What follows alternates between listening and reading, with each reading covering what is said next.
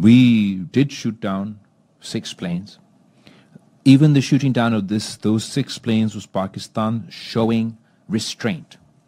Pakistan had 20 Indian planes locked that night, but only 6 planes had released their load on Pakistan when they targeted the civilian infrastructure within Pakistan.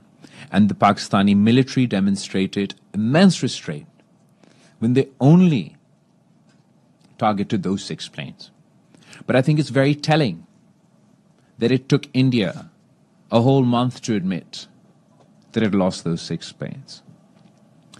And I think that it goes to show that when one country is telling the truth to its people, the truth to the international community, and the truth to the media, and another country is hiding the truth from its own people, from the international community, and from the media, then it should be obvious to all that who's on the right side of history and who's on the wrong side of history.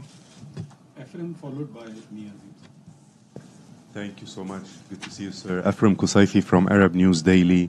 In 2019, when India moved to change the status of Kashmir and annex it, you have launched a campaign also against that move. But the sense back then and until now was that the response has been, this issue has been fading more and more from world attention.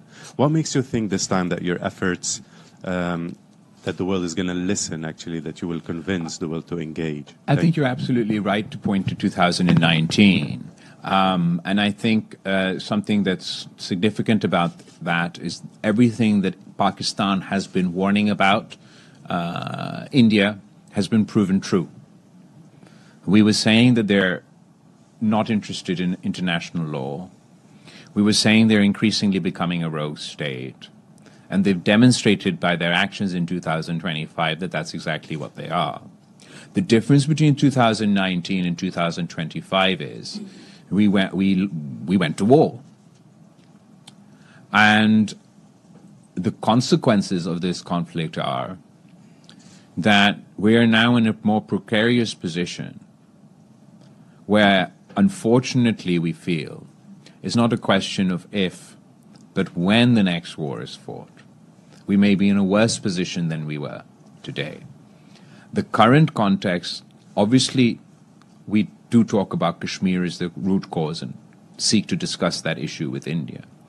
But in addition to that, we seek to address the water issue, the terrorism issue. A significant departure from Pakistan's position in 2019 and 2025 is that Pakistan in 2019 also said we don't want to talk with India. At the moment, where our position is that we like a dialogue with India that includes all these topics.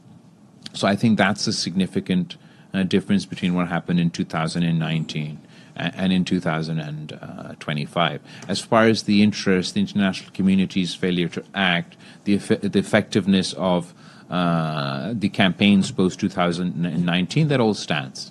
But having said that, given the threat that India's actions poses not only to India and Pakistan, but nuclear war isn't confined to just India and Pakistan, the consequences of that will be felt by the world. So it is incumbent on all of us to play our role to ensure that both India and Pakistan act as responsible neighbors and address their issues through dialogue and diplomacy.